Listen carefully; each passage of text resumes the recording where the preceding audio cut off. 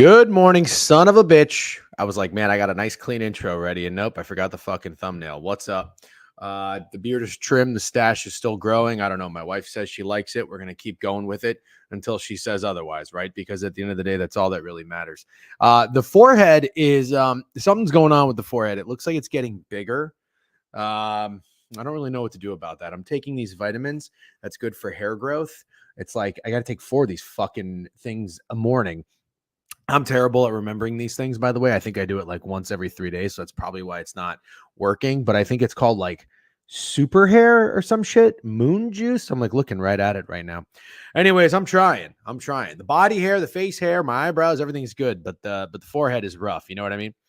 Quit wearing hats, bro. Hats don't help. Really? Well, I just didn't want to do my hair because I gotta go to my barber today. He's gonna clean up my neck. And I don't know if he's going to do anything to the top. So I don't want to put anything in it. I was going to wait, put something in it afterwards, and go from there. But you're saying I shouldn't wear a hat, huh? Is that what you're saying? What if I just put the hair? What if I put the hair down? Like the guy in Wedding Crashers that does the paintings. That could be good. Oh wow, look at that. Looks like I'm wearing a do-rag underneath. That's pretty funny. Yeah, maybe you're right. But I don't know what else to do right now. I think I look like a buffoon if my hair is not done. Hair looks good. Thank you very much. W's roll tide. Jackson, you're way too confident. Way too confident. How could you be overly confident if you're an Alabama fan right now? I would be nervous as fuck. I'm just like a different fan. I really am. I'm a different kind of fan. I'm so scared to get excited or confident because I'm so scared to get let down, but also kind of a bitch. What's up? This takes me back to no, YouTube. YouTube should be live now. My bad. YouTube hates when I play music. Anything that's not the fucking, it's like copyright stuff. So it's like, this has been flagged, whatever. So I was going to play some funky tunes for the intro. And then after the funky tunes were played, I was going to hit up YouTube. And that's kind of what I did. So anyways, good morning. We got a big day today. Can I just say shout out DJ and you guys, morning streams have been getting me through lately. Awesome, bro. Love to hear that. Can't hit it inside sinker. I appreciate the kind words, and we're happy to do it, man. Like I said, this is, I think some people have like hit me up on Twitter and they're like, hey man, how did you make a career out of this? I want to make it very clear. I am far from making a career out of this. All right. I think my Twitch payout last month was like $454, which don't get me wrong is excellent. And that goes right into a degenerate bank account, which we're going to try to hopefully fucking just keep putting into the brand and growing. But this is a grind. It's a hobby. I love to do it. This is awesome. I look forward to it every single day. Sometimes my voice hurts from talking so much because I do yap quite a bit. That's not a you thing. That's a me thing. But I do appreciate the kind words and the support, of course, to everybody and the positive feedback. So, and again, if there's anything I can do or we can do differently, please let us know. Film room last night. What do we think of that? Film room too long? Should we make it a live stream? Live stream. I don't know. You guys tell me. I love interacting, but somebody did comment. They said, you're going to get distracted by the chat. And I was like, yeah, I already had that recorded. If you couldn't tell, I posted it at like 7:45 at night and it was bright. I was like, do I do a live stream? I was feeling pretty good. I had a burger, 2 martinis. I was like, it'll be fun, but you know what? You're right. Like, let's just get down to fucking brass tacks. Schmeedy.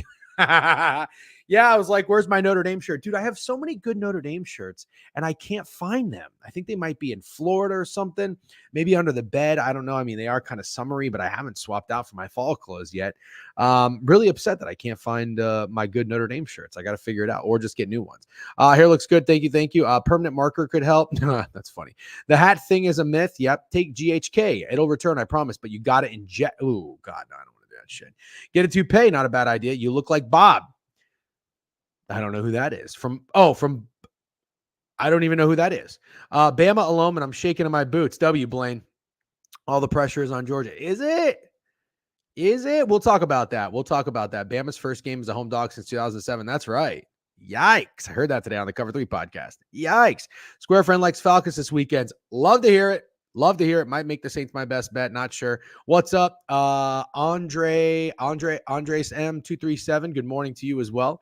I don't see your name very often, but I like that you're amped up today, hitting up good mornings. What's up, Evan? Nothing Buckley's can't fix. It didn't feel like 9 minutes. It was good. Okay, great. Well, I like to hear that. Awesome. Great content. Awesome.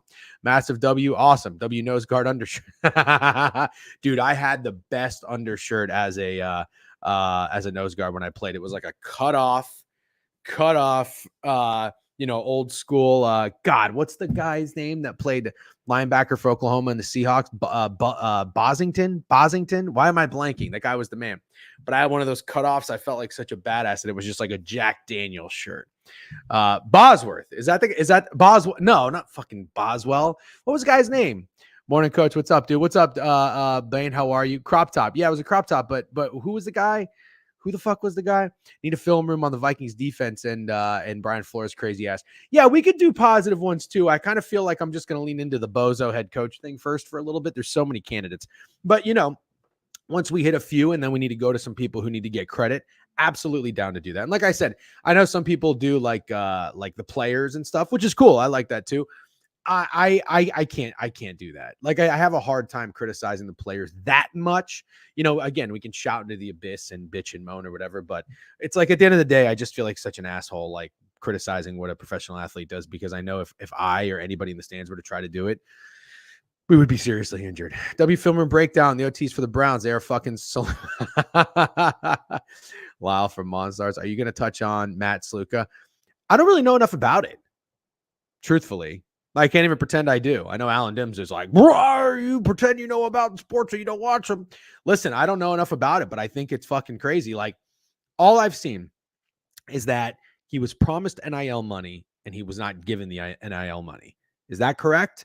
If that's the case, I mean, it's shitty that he's dipping out on his team, but also like that's the climate we're in now. And I think that anybody, if you were promised NIL money and you didn't get it, you'd probably be pissed. So I'm not taking a stance yet. I need to maybe read a little bit more into it, which I haven't, unfortunately. I was trying to cram some late minute college football research in. Did have a few corp things to do for about an hour this morning. That felt good. Cranked a nice like 18-minute on the elliptical. That was good. Like 21 incline, 8 stride. I don't know why. Sometimes I'm like, I'm going to do 20 minutes and then 18 comes and I'm like, you know what? 18's good. And then I go and I do my nice little shoulder press, did some curls. What else did we do? Some fucking shoulder raises. It felt great. Crop top under the shoulder pads. Yep. Bosworth. Oh, we already hit that. Yep. Crop top. Brian Bosworth. It is Bosworth. Yeah. The huddle highlights are thin if you had the best shirt. Yep. It was the Bos. Okay. Fair enough. Do Titans coach Callahan next and I donate subs. I'm not high on the Titans. I'm not a Titans guy. I have the underwins. I forget if I have 2 or 3 units. I'm going to have to go check. I forgot what I did. I like Brian Callahan so far, though. I like how he's ripping into Will Levis. I like how he's ripping into Will Levis. Yeah, Nick Sirianni needs one. That's what Greg said. But you know what? I thought Crutch Bets with a sub bang. 24 months. Happy 2-year anniversary, Crutch Bets, bro. 2 years of piss breaks and yapping. Appreciate it. That's awesome. God, I almost had to go to Long Island today, actually. About an hour and 7-minute drive to drop a fucking check off to a management office, but I think I'm just going to mail that shit. Anyways, I know you're a Long Island guy. That's why I said that. Nick Sirianni was too obvious for me. So it's like everybody, a fucking 4-year-old. So I was like, let me do something a little bit more in depth that people maybe didn't realize. And I just can't help but think, if Mike McDaniel makes those obvious decisions on 2nd and 1 early in the game, I'm not saying they win. I'm not even saying they cover, but it's just a totally different game. I mean, the Seahawks went up 10-3 and then 17-3. They really didn't do that much. I know they ended up with 24 points, but if you don't drop back to pass with Skylar Thompson 19 times in the first half, he doesn't get sacked 5 times. Maybe he's still in there. And that running game maybe potentially wears down the Seahawks. Like, you can maybe score 14, 17 points. It could have been more competitive, in my opinion. And those 2nd and 1 situations, the run was there. The Seahawks had 3 down linemen, 2 down linemen. I mean, it's like they were playing for the trick play, because Mike McDaniel comes out first play of the game, 22-yard pass to Achane. Awesome. Second play is a 9-yard run. You can tell Mike McDonald. I always say Mike McDaniel. McDonald, that's tough. It was like he was prepared. All right, Mike McDaniel's going to fucking try to trick, do something crazy. Let's prepare for it. So anyways, we got a lot to talk to. Are the temples buzzing? They were. I had one iced coffee today, cold brew, whatever you want to call it. I know they're different. I forget where I got it from, though. Temples were buzzing, felt good. I was going to go to a second one right away, but I can't do that as much as I want to. If I was promised a bonus at work and didn't receive it, I'm leaving too. Yeah, I know. How we doing this morning, DJ? Doing great. Luke Betts, happy to have you. How are you going to promise something then ignore it? Yeah, so I think we kind of all agree. Jags. Oh, Doug Peterson. I've never really been a Doug Peterson guy, but I'm trying to buy in on him because there's stretches where they're good. Jameis Winston, QB sneak on 3rd and 1. Don't get it. Waste time out and then dumb play on 4th and 1. Wow, good call. I remember that one, actually. I had the Brown. I didn't play the Browns straight. I thought about it, but I did have Cooper and the team total. I was watching that game. I've never really been a Stefanski guy. Oh, I just realized Jovan is in here. My bad. Jovan, you good? You want to come on up? Awesome, man. I don't want to rush you if you're not ready. Good morning. How are you? Good. How are you? I'm doing great, man. Well, thank you so much for joining for college football. It's always a pleasure to have you on and bounce or run through the board and get your thoughts and perspectives as well. Unfortunately, Steak isn't with us. I would really like to hear you guys go back and forth. Well, he's not really in the stance to defend anything. I want to be clear, but we were texting a little bit like, holy shit, you absolutely nailed Kansas State. They are probably like king fraudulent right now, as I believe I heard an odds maker on VSiN say yesterday. What's today? Wednesday? I think he said yesterday that as of right now, Kansas State is the worst power rated top 30 team. That is pretty fascinating to me. And I thought, even when I was watching that Arizona game, I was like, man, their defense isn't really that good. And then the fact that BYU could score all those points on them that was a shit kicking that I don't think I saw coming. But shout out to you for that call and whatnot. How was I believe you guys did really well last weekend in college football, right? Between you and Krabs? Really well. That was probably the most money I've made from a single college football Saturday, maybe ever. Well, that's fantastic to hear. I always get a little nervous sometimes when you read the board incredibly well, because it's like what works for you, unfortunately, will not continue to work, for that long. So it's like you want to be a little bit careful, but at the same time, if you're hot and you're reading the board well, there certainly is such things as going on a 3-4 week winning streak.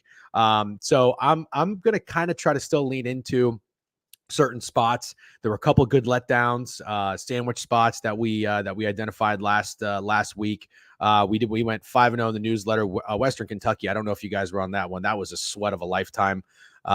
Maybe a bit fluky, maybe not because of the delay or whatever. I didn't end up getting involved with USC Michigan, but I believe I saw on your guys' Sharp report that was Michigan an official play for you? No, I took the over. Oh, you did? You got nasty with the over. Yeah, which that cashed in the same way Michigan did, I guess. So fortunate for that. Well, I guess Michigan was covering 5.5 if you had it. ATS, I guess they were covering. Yeah, you're right. I do have to say though, I didn't follow a lot of that game for whatever reason. I forget what I was watching instead, but I was still kind of impressed. Oh, that's what I did. I tweeted it. I had a feeling USC was going to come back and make it a game, and I tweeted USC live ? Nobody wanted anything to do with it. I think they were down like 14-3 at the time, or 14-0, and it was like 4 or 5-1. But you can kind of just tell, like, all right, Miller Moss and this USC offense is going to take a little bit to get used to in this Ann Arbor atmosphere. Lincoln Riley's still a good coach. Michigan's not really capable of doing anything. And I feel like I think I heard, like, in the second half, Michigan's offense did nothing till that 63-yard run. So anyways, I'm just kind of touching on these because I think it kind of translates into the coming week, because there's some interesting spots. I believe USC plays Wisconsin this weekend, if I'm not mistaken. So anyways, we can get into it. And by the way, just real quick for the chat, I see you guys are talking a little bit, but WTCU frog. That's not nice. That's not nice. Why are we slandering TCU? That was just a brutal fucking. There is something there with two things: revenge spots. We saw Clemson beat the absolute piss out of NC State after that really bad loss to them last year. And then I think these letdown spots where I know the Frogs didn't win against UCF, but that was a devastating loss. Probably really hard to just bounce back and get up for a game at SMU. You're not wrong, but you know what it was, which is what I was preaching. I've been talking about this game for literally a year, because I've been coming to terms with, I've been talking with Big Dave and Trent, saying I've never felt more confident that we're losing this game. Even like dating back to last season, like the second season ended, and it was because how many times do we have a team cancel a series or cancel a rivalry with another team saying you're not important, so we're not going to play you anymore, and that goes well in the very last time they play them at their house? Never. Literally never. I vaguely remember you or somebody talking about this now. Yeah. Well, that's unfortunate. I wanted to say, I mean, the Frogs kind of seem like that team that nobody was really talking about this season. And then the Hoover guy looks like a badass quarterback. And then when they get up 28-7 on UCF, you're like, wow, this could be fun. That was just brutal. I don't really know how you bounce back from that. And RIP to the season if it tends to have a ripple effect. Did you guys lead with Sluka thoughts? Not really. People are asking about Sluka. I don't know enough about it. Jovan, do you have any thoughts on that situation? Yeah, I mean, I don't know for sure, but I can tell you as somebody who has a little experience working in the back end of that stuff, that's not the full story. Because if it was the full story, he wouldn't have started to begin with. Because they got to give him something like to start the season. If there's some NIL that wasn't promised, like, and he didn't get a single bit of it, I can guarantee you there's somebody in his ear telling him preserve that last year of eligibility because I will send you somewhere or I will take you in somewhere. So there's something more to it than just not getting paid. Very good point. Okay. Very good point. Yeah, I don't know enough about it, but I do always know that there's two sides to every story. So I'm good with waiting for some things to unfold a little bit more before giving anyone a firm opinion. Last thing I want to tell the chat is there's a Hoosiers fan that I saw on Twitter, and he was at the UCLA Indiana game. And it looked like such an awesome experience for an Indiana fan and a football team that I feel like has been doing nothing as of late, off to a really hot start. And Steak and I, and Jovan, I don't know if you got involved, we're on Indiana over 5.5 wins. So I reached out to him and I was just like, hey, this seems like an awesome time to be an Indiana Hoosier football fan. If you want to come on the stream, he does like a podcast and has like a decent following on Twitter. So he said he would come on. I said just 5 or 10 minutes or whatever. So it's Hoosiers Hysterical, I believe. I tagged him. So he'll probably be on around 11:30. He couldn't do 11. And I just want to get a few thoughts on the state of the football program. And then I think they have a big game this week. Or if not, then they have some real opponents coming up. Because I do remember when we talked about this in the season preview, like the beginning of their schedule was unbelievably soft. So we'll see what he has to say. All right. So Jovan, there's a Thursday night game and there's 2 Friday night games. There's I don't know if you have any interest in really getting involved on the streams. I usually save that weekday to talk about the games and not really go too in depth. But while you're here, if you have any thoughts on Miami, Virginia Tech, love Army, by the way. I saw somebody maybe in the Discord post Army to win the AAC. I'm all about that. Or Washington Rutgers. Is there anything that you would care to touch on? If not, I'm happy to move on. Well, I mean, I saw a bit of Army last week taking that over, and they look fantastic. Kind of feels like this is the time we all start buying in, and now they get dog shit Temple on the road. That feels like a letdown spot of all letdown spots. Yeah, I guess that's a really good point. Let's see. And I wonder if they have any big games coming up. Oh, they got 2 road games coming up. They got at Temple and then at Tulsa. Is Tulsa in their conference? Yeah. Okay. That's a pretty tough stretch for Army. I like this team. I like this quarterback. I like their coach. I certainly see it. Yeah, Temple's terrible, aren't they? Really bad. So is Tulsa. I mean, it's 2 bad teams. I can guarantee you there's a letdown spot in one of those 2 games. I kind of think it's this one, but okay. I would not be surprised if it was the other either. Okay. I don't mind that at all. And then just on that same note, big game for Miami beating USF, and now they come home. Granted, it's an ACC opponent. Do you think that they could potentially be taking Virginia Tech lightly, or do you think they're going to get up for that game? Oh, they should definitely get up Friday night. And I know it's not like as big a game as you thought it was going to be coming into the season because a lot of people loved Virginia Tech, but it's still a pretty massive game despite the huge spread. But I'm hoping they beat the absolute piss out of them because you know what they got to do next week? No. Across the country. Oh, next week is the week, right? Week 6. I remember that. Yep. Now. We got Cal sitting at home, flying back home after the FSU loss you knew was coming, and they're waiting for him. So, well, my only thing is this. I guess if it wasn't for Virginia Tech, even though they lost in week 1, if it wasn't for Virginia Tech losing to Rutgers, I would absolutely no doubt be like, all right, Miami's going to get up for this game. But they definitely got up for that USF game. Now they got to be feeling like their shit don't stink a little bit. And you have Virginia Tech coming in, but also, I mean, come on. If I'm an athlete at Miami, I'm thinking we dog walk these dudes.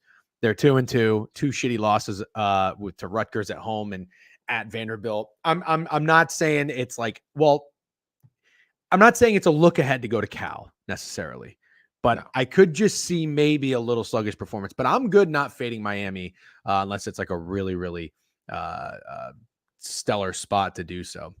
Yeah. All right. Well, let me retweet the stream here. Okay. All right. Zach Brownlee, thank you for the sub bang. Crutch, thank you for the sub bang. We got 86 on here on Twitch. I think it's good to get this this train rolling if that's good with you. All right. Saturday noon, week 5. It's so unfortunate. We're already like almost halfway through the college football season. I just wish it would never end. Northern Illinois, NC State. Man, oh man, I hate so much that I got to the counter with the NC State over wins. Well, shocker to really nobody, although I wasn't there to capitalize on it. Northern Illinois beats Notre Dame at Notre Dame. What do? They come back home and lose to Buffalo as 13-point favorites at home in overtime. Ultimate letdown spot there. Again, wasn't there to capitalize. Now they're on the road against NC State, -6, and NC State is kind of down in the dumps after getting fucking dog walked by Clemson. Although I feel like, just for your confidence, scoring 35 points, you can hold your head up high a little bit to that. Do you? Yeah. I don't have to spend too much time on this game, but do you think maybe this could be a good spot for NC State? I think they're going to stick with their backup because Grayson McCall is probably still hurt. But I don't know that too much about that. I don't know if you got to watch him at all last week, but anything there with NC State? Yeah, I mean, anything looks better than Grayson McCall did, so I hope they stick with him. But I don't know. I don't really have a strong lean in that game. It would be pretty funny, though, if NIU is just the giant slayer. They can play tough and beat Notre Dame, and maybe they play NC State tough and end up losing to Buffalo somewhere in between. I can totally see that happening. Oh, God. Well, gotta have them. Gotta have them. I forget what it was. I think it was 8.5 for this fucking total. So I gotta have this. Invested, hate it. Wish I would cash out right now for 1 unit. I think I would cash out of my 2 units on NC State over. Minnesota, Michigan. I ended up getting there with Iowa. Shout out SVP Analytics. We had them on last week. Had a great little system there where if you look at the splits, it made it seem like Iowa was trendy. And then you look elsewhere and it's like, nope, the team getting points at home ended up being the trendy dog, which made total sense because Iowa had just lost a really bad game to Iowa State. Now Minnesota's on the road at Michigan.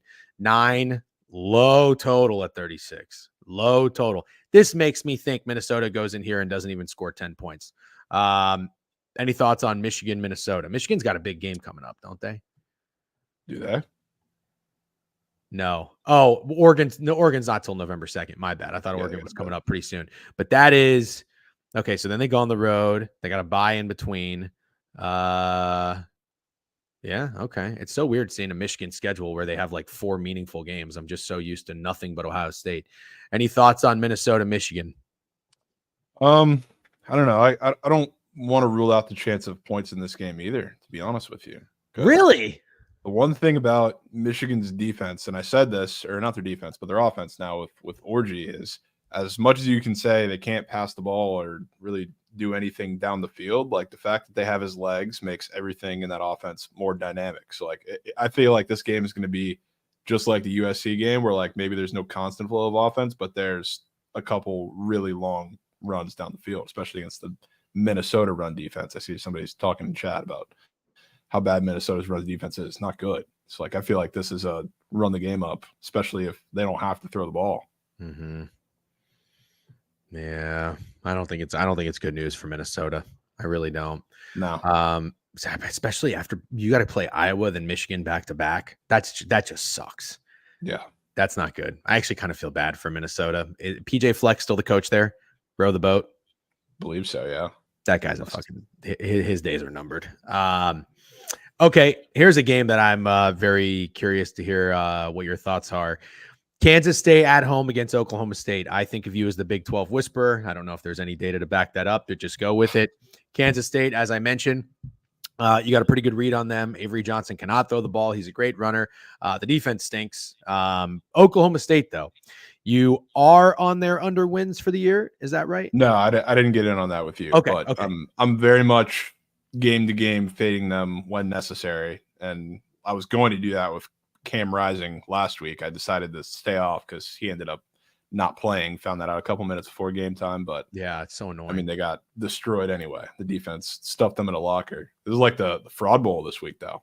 I think both these teams after this week have back against the wall, so we'll find out who's the real fraud. I kind of like Oklahoma State, to be honest with you. Fuck.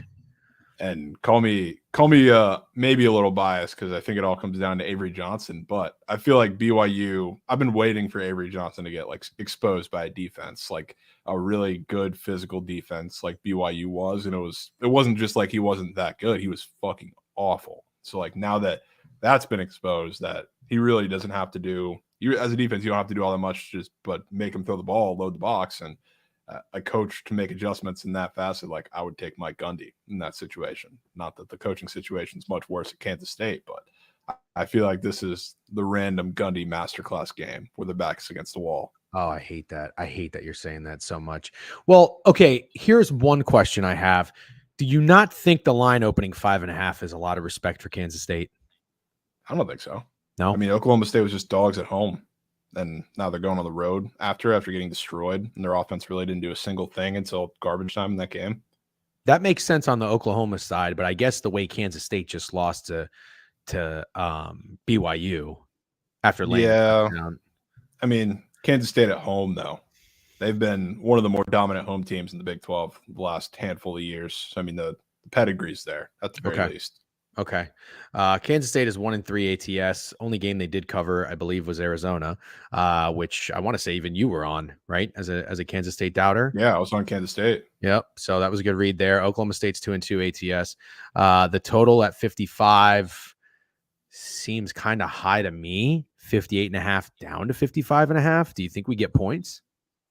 I don't know if we get points. I don't really have a strong opinion one way or another. It's just like, the one thing for K-State is like if you can stop the run, like they're not going to score. Okay, like that's what makes everything difficult. So like I don't know that Oklahoma State's going to be able to stop them necessarily like BYU did, because BYU's front seven is much better and more physical, but they at least have the game plan to go into the game. They have the script now. Okay, all right. Yeah, that's what I want to do. Pull up the splits real quick. Yeah, I know. And I always just remind people, I just take these with a grain of salt. I like to just glance at them. Looks like the over is, I guess the popular play of at least where the money is. So, okay. Yeah. You know how that game went last year too, right? No, I don't. I saw somebody said Kansas State dog walked them, but then they said, never mind. Oh, wait. Yeah, I do. Yeah, I do. It was a double-digit fucking spread, and Kansas State lost on the road. Right? Other one. Or last time they were playing at Kansas State, I should say. No, I don't remember that. That was the game where I think it was Oklahoma State had like all the backups in because everybody was transferring or everybody was injured. And then that was the 48-0 game where that meme of, I think it was Gunnar Gundy's like hand shaking at the snap became like super viral. So like they got plunked by 48 last time they were in Manhattan. Fuck, no, I don't remember that at all. Damn. Well, I do remember last year, though, because I needed Kansas State over 8 wins, and they blew that game, and I think another really bad loss at the end of the season, and I was pissed, and it landed on 8. All right, well, I hope you're very wrong about this, and I hope Kansas State kicks the shit out of them, because I don't have anything like Kansas State for the season. I didn't get there, but Oklahoma State is one of my largest under win total plays. So Arkansas already was kind of heartbreaking, even though they were, Oklahoma State's favored by a touchdown to win this game, but can't have them win this one. Can't have them win it. Yeah. All right, let's talk Navy UAB just real quick, because I believe we were both on Navy last week. I don't know what your logic was on that, but that was a letdown spot for Memphis, in my opinion. After their win, I know FSU is terrible, but I still think a win at Tallahassee is something that Memphis, a school like Memphis, would celebrate. UAB, I think we got there with UAB 2 weeks ago, if I'm not mistaken. They were on the road against Arkansas. Oh, no. Was it last week? No, it must have been 2 weeks ago. Week. They had a bye week. Got it. Okay. So they covered the spread. Nice job, Trent Dilfer, hanging in there at least. Had a nice first half and then didn't really do anything after that. Navy on the road 3.5 after just beating the shit out of Memphis. Does that look short? A little bit. A little bit, right? Yeah, I know they just played tough like on the road at Arkansas before the bye week, but that's a team that everybody thought was going to be bottom of the barrel in the conference coming into the season. So I would think this has got to be a double letdown spot for Navy. They just took advantage of one, and now maybe they have one on their side, unfortunately. I mean, you got to look at this. Navy this year, they've been 31.5, 11.5, and 9-point favorites. Granted, all have been at home. They did not cover the 31.5, but they got pretty fucking close.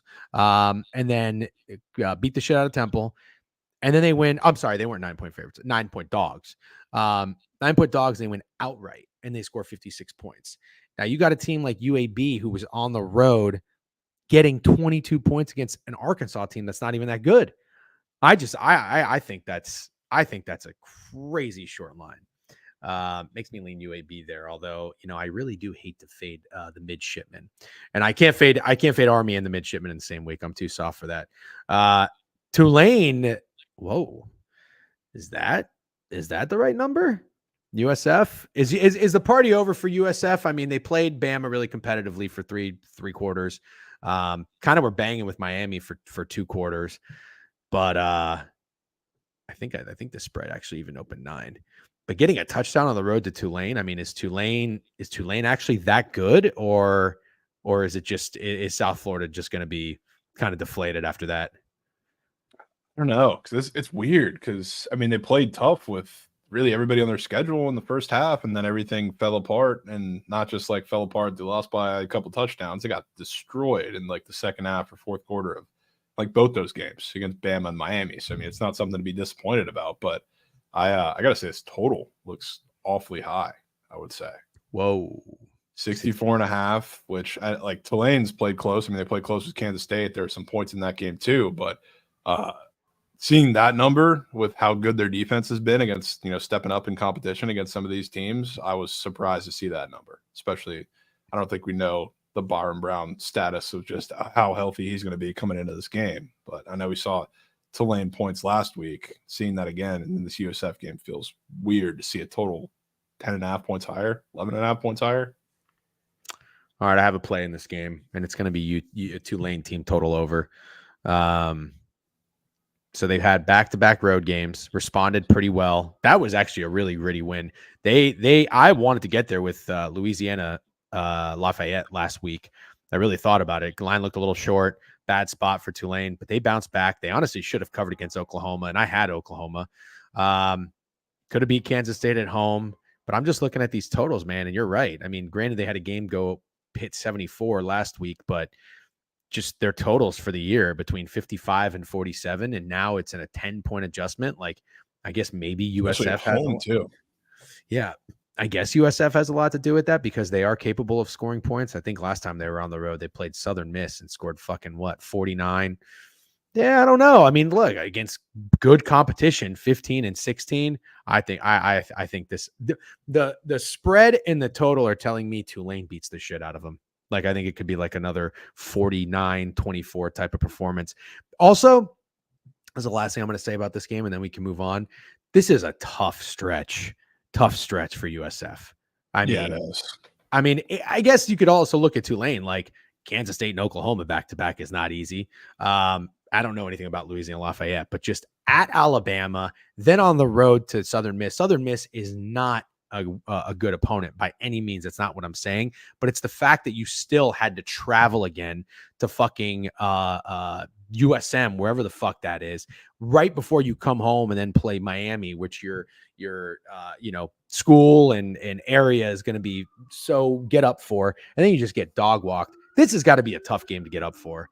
I like Tulane. I like them a lot. I don't know if I like the spread though. I like what you're saying about the total. I might just go team total and get cute with that one. Okay, Indiana and Maryland. I can't wait to talk about this situation with the Hoosiers fan, because man, oh man, I would so love for Indiana to just get over that win total nice and easy. 1, 2, 3, 4, 4-0. You got Maryland on deck at home, and then you got at Northwestern on deck, which they certainly should be able to win that game. Then the schedule gets brutal, although Purdue at the end looks nice because Purdue is fucking terrible. What do you think about this number? 7 points at home, total at 53. I don't really know what Maryland has been up to. They just had that one bad loss against Michigan State. I think they were up in that game, but with like 3 minutes left and kind of blew it. Nice little start for Maryland. I don't really know anything about them. I mean, maybe there's a little value with the dog here. Certainly no look ahead spot for Indiana to go to Northwestern because Northwestern's not very good. Unless I'm wrong there. Feel free to correct me. Any thoughts on that? Okay. This does. I still like lean Indiana in this game in ATS. It's just it does feel to me like the game where maybe it's kind of like reminiscent of Maryland, Michigan State a little bit, where you're not really expecting the dog to come in there and compete. And I know some people were on Michigan State. I wanted to get there too, but I would say the offense kind of gets punched in the mouth a little bit early, and maybe we don't see the offense be as explosive as they were against pretty inferior teams like they've played the entirety of the schedule. So I like Indiana. I wouldn't be surprised if they have to grit this one out, though, and Maryland still covers while they win. I think it's probably just best to do absolutely nothing with this game. If I am right. Yeah. Nothing. Let's not do anything with this game. But I am curious, and I talk about this stuff all the time. I like to fade the fan, and I like to gauge the, just how the fan base is feeling. And that was a big reason I liked the Jets against the Patriots. And because we were talking about this after last week, and Jovan, I know you guys consider it and factor it into, you look at the picket splits and everything like that. We all kind of do that. I've been looking at Action Network a lot. And when it's so lopsided, I'm just shocked. Like the Jags, for example. I open up the Jags-Bills game. I did not expect to see 20-1 on the Jags. And then it's like, it's too late. If you already like the Jags all week, which I did, actually. I did. Me and Greg we love the Jags. And then Steak at the last second was like, you know what? Fuck the Jags. And he's a guy who bet on the Jags this year over wins and on the division. He's just like, fuck them. So we didn't. But I had the Dolphins as my best bet. I look in the Action Network and I'm like, this is so fucking lopsided. Everybody, it was 20-0 Dolphins to the fucking Jags. So anyways, what I'm getting at is this. I looked at the Patriots and Jets, and because we are having a conversation, oh no, the Jets, everybody's on the Jets. And I was like, I don't know. I feel like people are comfortable taking the points on Action Network. If you did look at that, it was like, I don't know, 17-6 Jets to Patriots or something, not super lopsided. But the whole reason I leaned in on the Jets said, fuck that, is because I met a Jets fan at the bar the week before who said, I'm going to the game and I am very nervous. And I was like, voila. I am so good. If they're walking around like, oh, fuck yeah, we're back, we just beat the Titans, we're good, then absolutely not. So if I'm going to be a little concerned, I like this Kurt Signetti guy, but I'm going to be a little concerned if Indiana fans are like walking around like their shit doesn't stink already. I don't expect they will be, though, to just throwing that out there. Jovan, I don't know if you had anything in this Boston College game last week, but motherfuck, I had the Golden Eagles minus 4.5. That was such a brutal loss by the hook. They win by 4, but honestly, I mean, I think they were on the 1 yard line of Michigan State. They got stuffed 3rd and 1, 4th and 1, or they threw an interception or fumbled or something. Michigan State goes down and scores 99 yards. I couldn't fucking believe it. I think this team has the ability to be, I don't know. I mean, the ACC is pretty soft, like definitely a bowl team, I would imagine, right? But laying 13 at home already tells me like the odds makers are starting to respect Boston College. I thought Boston College laying 6 against Michigan State was kind of somewhat respect. And I know Michigan State is a team with a 4.5 win total, but they've been off to a pretty decent start this year. So I just see this double-digit spread for BC, and already I kind of want to lay it with the Eagles. If you don't have an opinion on this game, I know it's fucking wacky, but just after having bet both of these teams, shout out to Western Kentucky for coming back and winning. That was excellent. I'm very happy they did that. But Boston College to me kind of seems like a team that's ready to erupt and to have one of their opponents be like just a full-on punching bag. I feel like it could be this game. Any thoughts? Yeah, I mean, I wouldn't be surprised. It's a little hard to bet on BC the week after the red bandana game because that's always a historic letdown spot for them. But that's a great point. I think the spread's pretty big, and Western Kentucky's offense, as good as it can be, like it's pretty simple, and BC has one of the best corners in college football. So if the first read's not there, it kind of all shuts down. So maybe they could be a punching bag. I don't hate that. Okay. And YouTube says, whenever you get to the UCFCU game, the spread is what it is because a hurricane hitting Florida tomorrow, and it's expected to be pouring and windy all game, giving UFC a run, even a more boost. W's well, thank you. By the way, that reminds me, I got family in Florida, so I better check on them. The worst thing in a hurricane, if you guys have ever experienced one, is losing power. Is fucking terrible. Well, obviously, I guess there are worse things, but you know what I mean. As long as it's not like a fucking devastating catastrophic type of hurricane. But yeah, hopefully they always overhype these storms. Hopefully they're doing that this time because I heard it's supposed to be kind of shitty. All right, let's talk Baylor BYU. I mean, just looking at this spread in this game makes me want Baylor. Yeah, on first look, I agree. It's just I kind of had this in my gut before the season started that I wanted to get invested in something BYU because I thought they would be pretty good on defense. And now that we've seen that, I really have a bad gut feeling about fading them. It's like I think the spread and everything very clearly tells you that it should be Baylor at home. Massive letdown spot for BYU. Massive. This is just the one where I have a little bit of a bad feeling on it because BYU is also a little, I don't know, they're a man down in a couple different areas, including like they beat Kansas State with no running backs, quite literally. Like they had their three starting line or running backs all did not play. So they're running with guys that were converted wide receivers, tight ends, and walk-ons. And they found a way because they didn't really need to run the ball much because Avery Johnson put the ball right in their hands. But I don't know what to do with that game. I think BYU actually might be kind of good. Okay, I think BYU might be kind of good too. I watched BYU play. Well, why don't I just look at their schedule? Fuck, who was it? SMU. And I remember it was like a 10.5, 11.5 point spread. And I just had a funny feeling about BYU. I don't know if I took the under or what. But I was like, oh, I want to watch this game. Not even about BYU. I didn't give a fuck about them, but I want to watch SMU because they had so much hype this offseason. And all I could think of, and my biggest takeaway was BYU's defense was so nasty. I mean, they were everywhere and their tackling was incredible. I'm such a sucker for form tackling. BYU, though, if you look at these three games, this is some stretch they've had. At SMU, primetime standalone game. Well, I don't know if it was standalone, but primetime. Then you got to go to Wyoming. Just a weird spot, but they deliver. And Wyoming is terrible from what I understand, but they deliver. And then you come back and you don't even miss a step. You get right up for this game.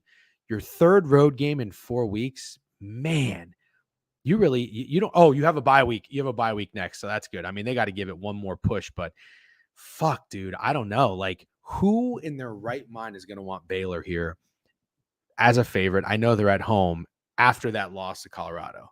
Like, it's just got to be. I think you'll see a good bet of Baylor. Okay, then I'm going to stay off because maybe we have a TCU effect. TCU. I was about to say, like, I don't think they're going to be as good as like Natty Championship TCU, but like early on, they're giving me those vibes that they're just going to be the team that everybody fades all year because it seems sharp and it just doesn't end up panning out.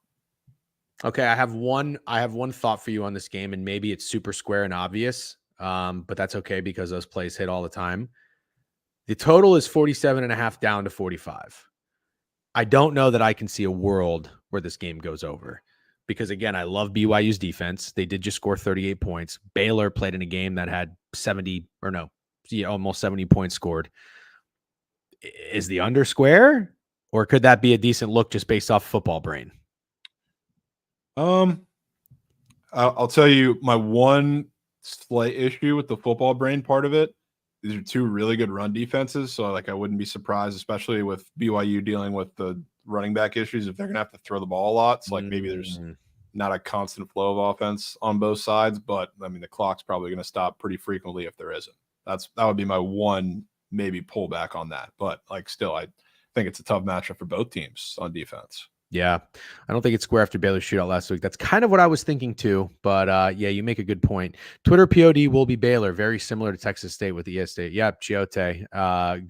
Good look there. Okay, I'll stay off Baylor. I guarantee I won't stay off of a total, but we'll see. All right, I don't have anything on Buffalo, Connecticut. I don't know if you do. but Buffalo just did have that big win against Northern Illinois. Kentucky and Mississippi is a game I want absolutely nothing to do with because I have faded Ole Miss with Middle Tennessee State. I had zero fun doing it. Kentucky's, I believe, is coming off that game against Georgia, where Georgia obviously was probably in a little bit of a look-ahead spot there. But Kentucky's not very good. I don't know that I see them covering a big spread after they just did against Georgia. So I want nothing to do with this game. Total is pretty low for an Ole Miss game, but Kentucky obviously just held Georgia to 13. Their offense stinks. Do you have any thoughts on this? I don't fade Ole Miss against shit teams. Okay. So that's my Okay. my one Ole Miss rule, I guess. That's a great rule to live by. All right, Nebraska, Purdue. I have some thoughts on this. And my thought is I think the spread is insanely short. Now, let me explain why. Nebraska has looked very good. Nebraska has beaten Colorado at home, and they played, even though they lost Illinois, they played a pretty good game until they shit the bed with the lead at the end. Props to Illinois. I don't want to take anything away from them. Also, by the way, I heard Altmaier has thrown 10 touchdowns and 0 interceptions this year. That's very impressive. Purdue is fucking bad. I watched that Notre Dame Purdue game. If you remember, I had Purdue's team total under. I said to myself, I said on this stream, their coach kept their starters in the entire time. Hudson Card, the quarterback from Texas, is fucking terrible. They have no playmakers. They have no dogs. They got their ass kicked by the backup. Steve Angeli came in there for Notre Dame and was throwing dimes left and right. Marcus Freeman was still throwing the ball up 40 points. Purdue's head coach kept the starters in the entire time. It was the most insane thing, one of the most insane things I've ever seen. And even the commenters were kind of like, this is a really weird thing to do. Why would you risk them being injured when the game is out of hand? Blah, blah, blah, blah, blah. They go to Oregon State the week after. Did I fade them? No, because I'm soft. Oregon State was a 4.5-point favorite. They win 38-21. Again, I just think Purdue is so unbelievably terrible. However, I don't know that I can't sit here and tell you that I don't think 10 is enough. I don't think 10 is enough. Now, on the flip side, has Nebraska had a road game? They have not. They have not had a road game. Who do they have coming up next? A home game with Rutgers. So there's no look ahead spot there. First test on the road. How do I not? I mean, the contrarian in me, the line reader in me thinks that it might be Purdue. But also at the same time, I just want to use my football brain and think that Nebraska is going to win this game 35-7. Do you have any thoughts on this? That's many thoughts. I do kind of not mind leaning into the first road game for Raiola narrative because as good as he may seem, and I know he had some lapses when it mattered the most last week, and people kind of shout on him for that. It's a tough place to play, even if you're a Purdue team that's been really, really bad this season. So I wouldn't mind taking Purdue. I wouldn't mind either because it's also Purdue's run defense is absolutely terrible. Like I don't have the exact numbers in front of me, but I know the Oregon State quarterback had to do next to nothing because they were gashing them on the ground all week last week. So if they're doing that, I mean, it's going to be easy for Nebraska. But like if Raiola has to make plays through the air, not going to say I'm like too scared of the secondary or anything, but like you're on the road at Purdue, make the throws when it counts. He couldn't last week at home against Illinois, a much tougher defense, but we'll see how it plays out this week. I kind of lean Purdue with you. I don't know that I'll get there though. Yeah, and if you guys like the splits and look at the splits, 95% of the money is on Nebraska. 89% of the money is on the under. I mean, in my opinion, those are the two most obvious plays. But sometimes I want to go against what I feel is obvious. And that's why I think this, according to Action Network, it's saying that Nebraska opened 7.5 and has been bet up to 10.5. That is just painfully low. Yeah. You know what too? To be honest with you, like if Nebraska was going to shit all over Purdue, I guess this is kind of comparable like what we did with Iowa State. I would have figured the total would have been a little higher. I figured we would have been getting a little closer to 50 than we are. It's just saying 47. Mm-hmm. I mean, you can disagree or not if you want, but that's kind of how I looked at it. Nebraska lost an OT that was already a backup, so they will have a third string guy, and their offensive line is banged up. No, okay. I mean, Purdue's D-line's not good either. Yeah, I don't know where Purdue is good at all. I think that if you're Purdue, you have to try to come back and put a better effort for the home fans after what Notre Dame just did to them. And, it really wasn't even so much their fault. Like that, you knew Notre Dame was going to do that to their little brother. Ball State, JMU coming off of just an unbelievable win at North Carolina. I heard Mac Brown retired at halftime and then he didn't, or retired and then he didn't retire. Absolutely hilarious. I also heard that there are odds at some places where you can bet on the highest scoring team. I love my weekly specials in the NFL. You can bet on the highest scoring team in college football, and JMU was 500-1, and they scored 70. And they were the highest scoring team. So I really want to fade them after that massive win. But also at the same time, I could be totally content just going on with my Saturday and not. Ball State just lost to CMU. They were 6.5-point dogs. They did cover the spread 37-34. Before that they got shut out. And Miami, this is the third straight road game for Ball State. That is rude. That is rude. Michigan gets 5 home games to start the year. Ball State has to go on the road for 3. That is terrible. I don't know that I want to do anything in this game, but I will tell you, though, like, part of me, the nasty in me, wants to take Ball State. Any thoughts? Or the under? Yeah, I'll salute you on that. They're really bad. But I can't hate on fading JMU after last week. Okay. Texas State pretty well, I feel like. Sam Houston State's an interesting team. I don't really know that I want to get involved in this game, but I'm just curious. Do you have any thoughts on it? I mean, my gut tells me Sam Houston State keeps it within a possession. I mean, defensively, they've been really, really good. They're like a group of 5 BYU defensively. They play exactly the same style of football, and they've been fundamentally sound on every level. And maybe that's a challenge for Texas State. I know they're coming off the big loss. Maybe that's a little deflating, even though they've had a bye week in between. I don't really know. I don't know if I'll get anywhere at this game, but probably lean Sam Houston. Okay. By the way, Deej is saying they can score, but the defense is ass. That makes me think this 57.5 total, that under might need to be played. TCU and Kansas, both teams are 0-4 ATS. Something's got to give. One of them has to cover. Jovan, I got to tell you, I might be with the Frogs. Really? Yes. Surprised. So this is the reason why.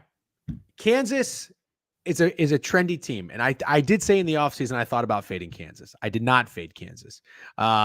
With these guys, these 2 players that I compared, Jalen Daniels, quarterback for Kansas, and Ollie Gordon. They had great seasons last year. It doesn't always translate and mean they're going to have a great or better season the year after. Like, they've kind of already established. They're known. They're thinking about the NFL. I've watched some Kansas. Jalen Daniels at times looks awesome, but then there are a lot of times he looks totally brain dead. And I don't know what's going on. That game, I believe they just played at West Virginia. If you had a Kansas ticket, that sucks. Like, that was a tough game to not cover. They looked like shit at first. Then they came back. Then they were in full control. Then I think there was another weather delay. They came out, and West Virginia comes out and covers. I think everybody is going to want Kansas here. And the Frogs are going to burn a lot of bettors. Are you thinking that TCU might be the public play? No, I don't know. There's really going to be a public play off of this one. I don't know. It's just the one thing that is giving me a little pause outside of like the very obvious thing that, like, I don't think Jalen Daniels is going to have to do all that much because Devin Neal's probably going to run for 200 yards in the first half. TCU has skated by in miraculous fashion the last 2 times they've played Kansas. And the last time, I don't know if you remember, but the last time they played Kansas was the game. It was game day at Kansas when TCU was undefeated in the season. They had the late Quentin Johnston touchdown to win the game, in a game that they had absolutely no business winning because they played horrendous in that game. And Jalen Daniels got hurt. So it was Jason Bean who came in and looked like Tom Brady. So that's my worry. That we have been owed a loss from Kansas the last 2 times we played them. Before that, I mean, we blew them out a couple times, but they play them tough, and they have the last couple times, and now this is their chance, it feels like, which concerns me a little bit. You're right. I like Kansas's head coach, Leopold, but I like TCU's coach too. Is it still Sunny? Yeah, it is. I got to tell you, I mean, the only thing that's making me want to stay off of this game is sometimes with this spread and this short number. For example, Kansas was a 2.5 point dog in West Virginia last week, and I wanted Kansas. Steak told me not to. It almost was an official newsletter play. I wanted Kansas because I thought it was a spot nobody would want Kansas, and it didn't hit. Those plays don't always hit. So I feel like I want TCU for the same exact reason. But you give me a pretty compelling point as to why I shouldn't, because these things definitely matter in college football, I think. So I'll probably just go about my day at 3:30 in the afternoon and focus on the Notre Dame game, which we'll get to in a second. I have nothing on Eastern Michigan and Kent State. Colorado and UCF, 14.5. It's a big number. 63. We heard there's a hurricane. But all things considered, do you think you'll have a play in this game? Yeah, I think I said this when we were talking about Colorado's win total at the beginning of the season. They go to the bounce house, really tough place to play, regardless of what the weather situation is or whatever. They're getting the shit kicked out of them. So I will be on UCF. I think they beat them by 30. I think this is the Big 12 version of the Oregon game last year. Oh, that is a great. God, I love a good comparison. And UCF had a bye week. They're going to run the ball down their throats, aren't they? Yeah. I can't bet college player props, but if I could, I would bet RJ Harvey 200 plus alt, whatever that line is. Yeah. Wow. That's a really good comparison. Okay. This is the Oregon game for Colorado like last year. I love that. Big spread too. Really big spread. Really big. Quite telling. And they're giving you the hook with those 2 touchdowns. Woo-wee. Okay. Good insight there. I love that. I don't know what I'm going to do with UCF. Maybe a first half player or something, but all right. Mass, Miami of Ohio. I got nothing, but Miami of Ohio, they did what they could against Notre Dame. They made it interesting for a little bit in the first half, but Notre Dame's defense is just too damn good. I got nothing in this game. Do you? Nope. Not a thing. Okay. I got nothing in Wake. I got nothing in Akron, Ohio. San Diego State on the road against CMU. Is the right team favored here? That's the only thing I'm wondering. Central Michigan is not very good. Yeah. I mean, San Diego State's been kind of bad. It was expected because they lost pretty much everybody. It's just like their offenses. I watched them a little bit in that Oregon State game, and obviously I watched a little bit of them in the Cal game. I don't know that I've seen a worse offense in college football. It's just it's rocket science to move the ball. So it's maybe still crazy to see them dogs against CMU. I would agree with that, but how bad they've looked, I mean, it's just disgusting.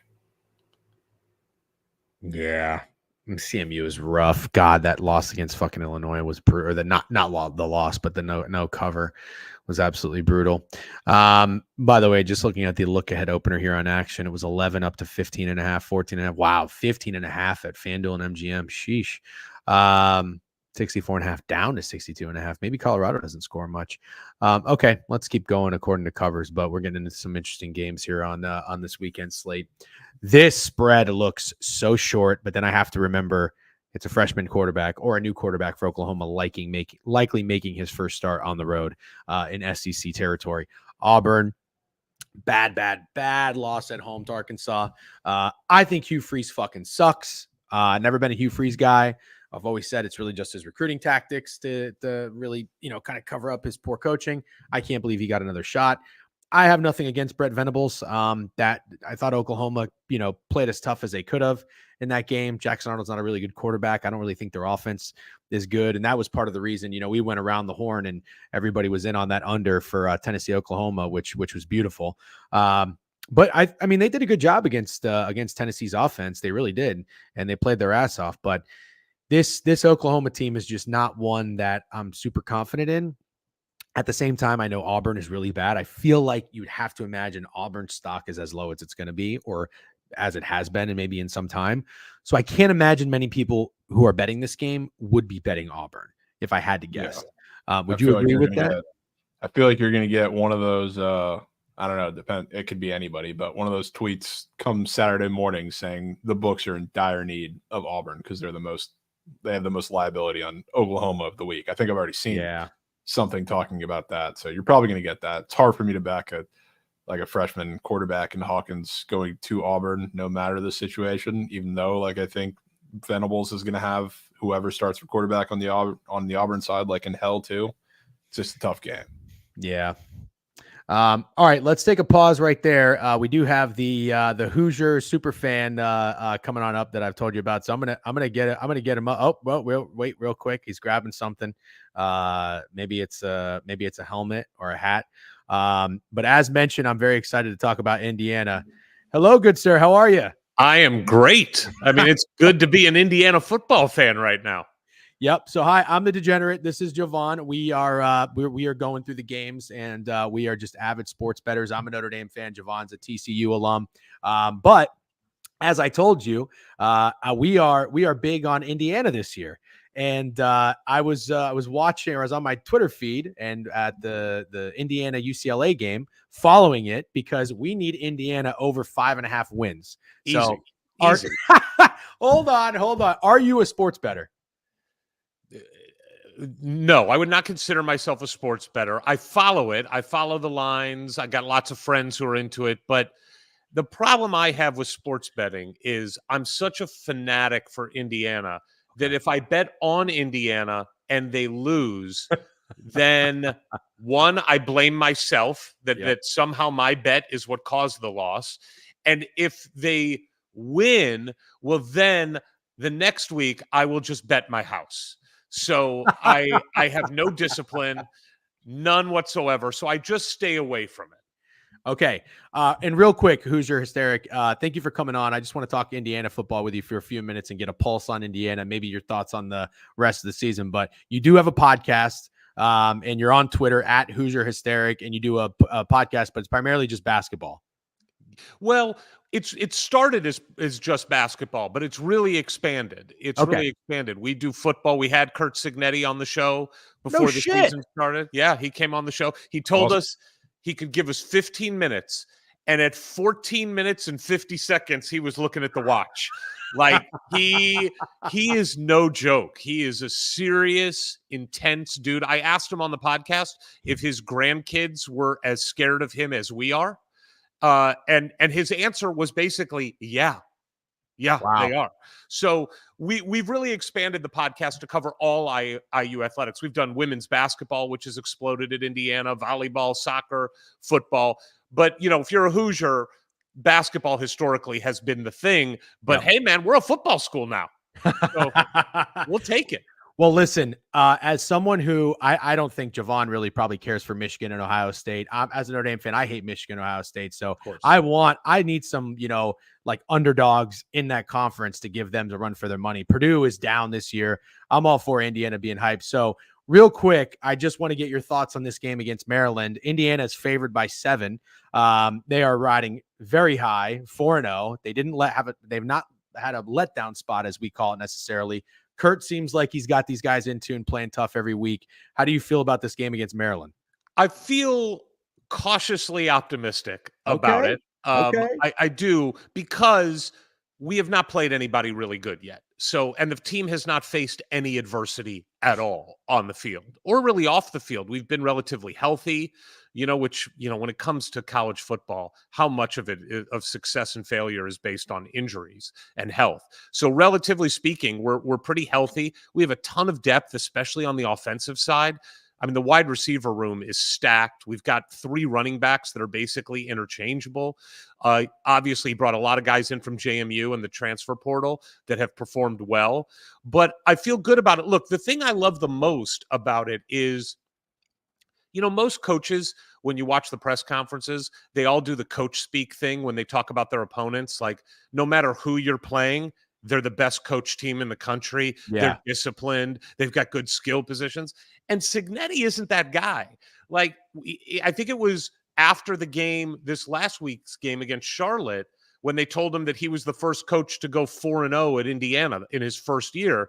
He was like, yeah, but I don't think any of those coaches had the schedule we've had either. And in his press conference on Monday, he even made reference to, like, look, guys, we haven't been tested. And so he hasn't like blown smoke up his players' butts or the fans' butts.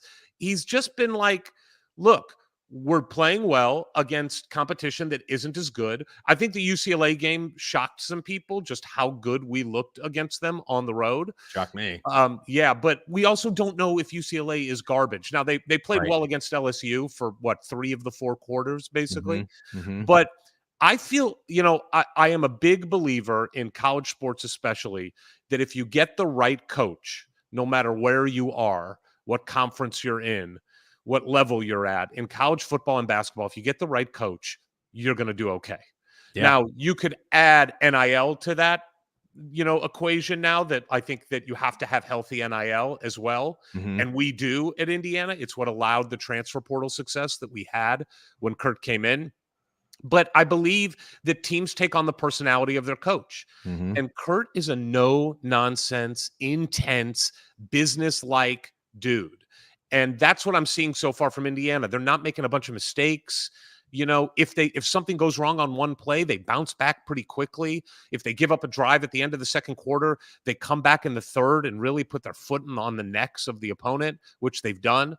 So I feel good about it. I don't think Maryland's a world beater. I think they're Mhm. probably around what we are, maybe a little less, but I think it's going to be a good crowd finally for Indiana at home. Mhm. I think I read yesterday that there were only about 5,000 seats remaining, which for an Indiana home football game is a big deal. So I think if they can get 45,000 people in the stands, it'll actually feel like a real home field advantage. And I believe in Signetti. Somebody just said no turnovers all year. Yeah, I think they're only one of Wow. like a handful of Jeez. teams in college football at that level that have not turned the ball over. But again, clearly that means you're not making mistakes, and it also means that your opponents aren't in a position to force you to make mistakes. So I'm not going crazy about the performances against bad teams, but I am happy we've just taken care of business, which historically Indiana has not done. Love it. And then real quick, people are asking about the quarterback Rourke. Jovan, I think you know Rourke pretty well, or maybe Lauren had liked Rourke from Ohio or something. I think she was betting on his player prop, maybe in Prize Picks or whatnot. I didn't know enough about this guy, but I know he had some. I don't know if it was like conference player of the year or something like that, maybe 2 years ago. Yeah, Is this guy like surpassing your expectations? What's for the sure. for sure? Okay. Yeah, I mean, he looks like an adult in the room. Like that's Yeah. the thing that I see the most is he just looks poised. He just looks like he's seeing the whole field. He doesn't get rattled. He stays in against pressure, and then he can break out and get some important first down runs. He's not a sprinter by any means, but he's not immobile. Right. So he gets out there and at least keeps the defense honest. But for sure, he has surpassed expectations. The thing that blows me away the most about our offense is look at like the stats on the receivers. Like it's not one guy or two guys that are getting like 80% of the throws. It's a pretty balanced attack, and the three running backs and a tight end that's playing well. There's a lot of weapons for him that, I think just keep defenses on their heels. So yeah, he has definitely surpassed expectations. He just looks totally comfortable. Now, no defense has made him uncomfortable. Right. So, Right. and always with Indiana historically, and I still think it's the case. The big question is the trenches. How are you on the line? And our offensive line has been miserable for a long time. This year, he brought guys in. He had some leftovers, but he brought a bunch of guys in. They're bigger, they're faster, they seem more skilled. But we don't have the depth on the offensive line that I think even Coach Signetti would want in year 2 or 3 of his tenure at Indiana. But you go as far as your lines take you. And if they can protect him and give him time, which they have so far, the guy just looks like he can make all the throws and put it on the money. So it's funny because in the last game against Charlotte, they took Rourke out in the third quarter, like at the end of the third quarter, and brought in Taven Jackson, who was a big-time transfer that we got from Tennessee. He's from Indiana. He was a 4-star quarterback recruit, didn't play at Tennessee, came to Indiana, and a lot of people thought he was going to be the guy. He's number 2 on the depth chart now, and he came in the fourth quarter, and they didn't sit on the ball. They aired it out, and he missed like 4 throws, like by a foot. Just overthrew a guy by a foot, timed it wrong by like a foot. And what you realized is Rourke's not missing guys by a foot. He is putting it on the money. So I'm excited. I mean, I'm as excited. The Indiana fan base got as excited as I've ever seen football fans at Indiana in 2020, the COVID year. When Tom Allen was the coach, Michael Penix was our quarterback. We beat Penn State. We beat Michigan. It was a funky year because of COVID and no crowds. But we were good. And we played in a January bowl game, lost a tough one to Ole Miss. And then going into that 21 season, there were high expectations. And then we just totally – can we curse on this? You can. Yep. We totally shit the bed. First game of the year was against Iowa, and they just blitzed us. And then we played Cincinnati, the really good Cincinnati teams, and we had them in the third quarter and then blew it. And it's been downhill from that moment in 2021 till Kurt Signetti took over. This is as excited as I've seen the fan base and as enthusiastic as I've seen the fan base since that moment. Love it. Okay. Hoosier Hysteric. One more question. Thank you so much. This has been great, by the way. I love getting this perspective from someone who's that in tune with the fan base and the team and whatnot. Okay, and drinking the Kool-Aid, just drinking the Kool-Aid big time. But at least you're willing to it. Yeah, you got to have some fun, but you're willing to admit like the level of competition hasn't really necessarily been that testy or whatnot. But anyways, I want to look at the rest of your schedule real quick. These are the opponents. Obviously, from top to bottom, you got Maryland coming up at Northwestern. I personally think these should be wins. I'm not going to get anything can happen in college football. You have a massive game October 19th at home against Nebraska. You would think you're on last year's. No, this is this year. This is this year. That just says the result last time versus each other. versus. So Nebraska should, I would hope that game, especially if you're undefeated, that's going to be a sellout. Washington at home at Michigan State, Michigan and Ohio State back to back. Who made that schedule for you? Because that is brutal. I don't know that I've ever seen anybody play Michigan, Ohio State back to back. But here is my question. I'm not going to necessarily cash our over 5.5 wins ticket just yet. I'm feeling very good about it, obviously. But between Michigan and Ohio State, if you were a sports bettor, I don't know what these spreads are going to be. Right. But Michigan at home or on the road against Ohio State, when I believe that's going to be the week before Ohio State plays Michigan. Where do you feel most confident the Hoosiers potentially playing spoiler? I think Indiana's going to beat Michigan at home. I love it. I do. I think the Ohio State game, look, if I was really drinking the Kool-Aid, I would say, we're going to upset them. I just don't think we've got the talent across the field to hang with Ohio State. That said, I think they will probably perform better than expected in that game because I just think Signetti is tough and these kids are tough and he puts a premium on toughness. One of the things I loved about when we talked to him, and you could see it, he talked about it in his press conference when he got hired.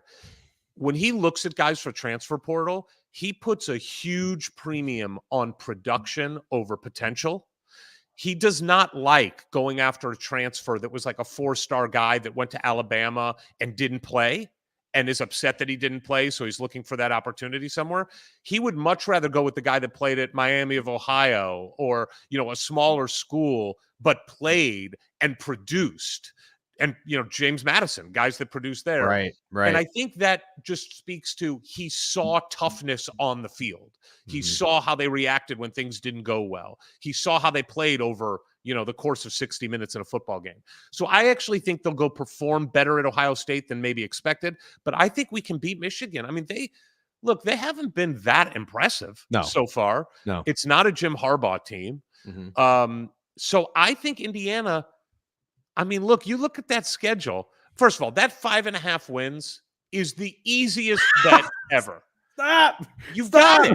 You've got it. It's going to happen. You're going to look. I think if somebody right now, is there a bet that you can make right now? Have they adjusted that? I'm sure. If it was 7.5, sure, I would bet the over. Okay. On 7.5.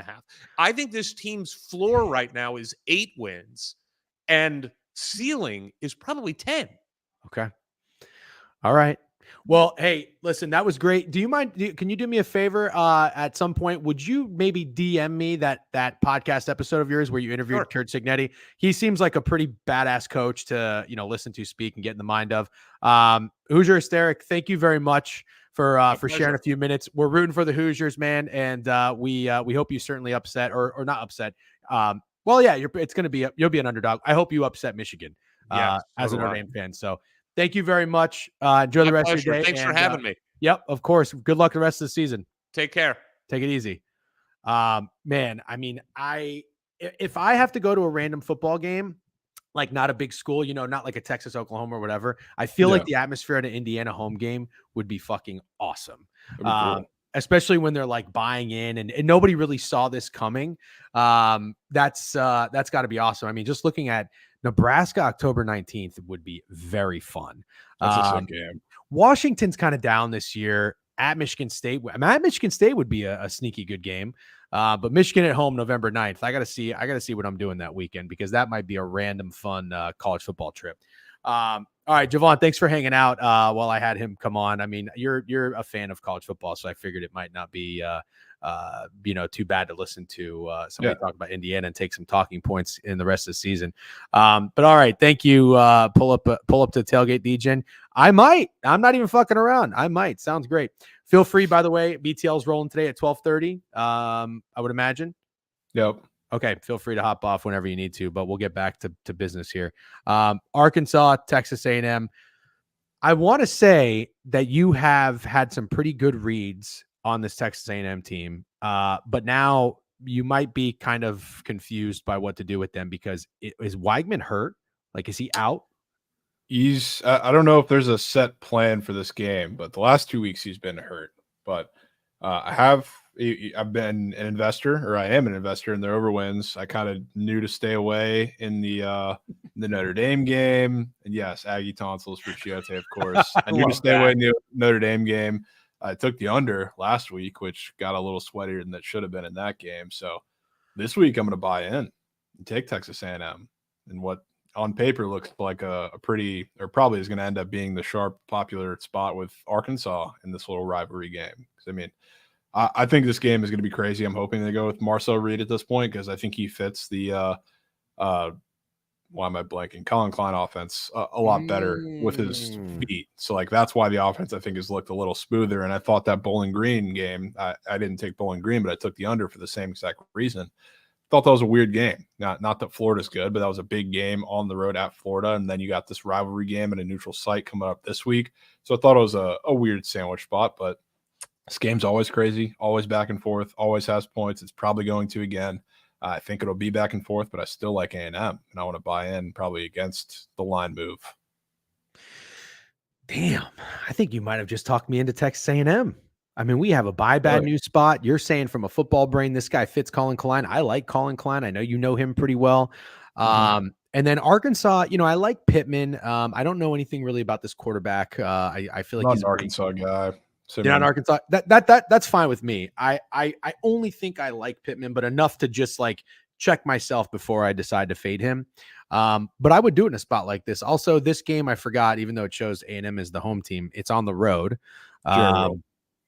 Right. It's on the road. It's not a neutral. It's on Jerry World. Correct. They play there every year, I think, right? Yeah, this is a neutral site rivalry game. It's always here, and it's always just the most insane game with defensive touchdowns, fucking long touchdowns. Literally everything always comes out in this game. So I mean, it's probably going to, and I think it'll be in favor of A&M. Plus, it doesn't hurt that we just saw Arkansas cash on the road as a dog with the same exact number last week. Well said. I think I'm there with Texas A&M. That might be an official bet. I think I'm in. I don't want to. Is that going to be your POD?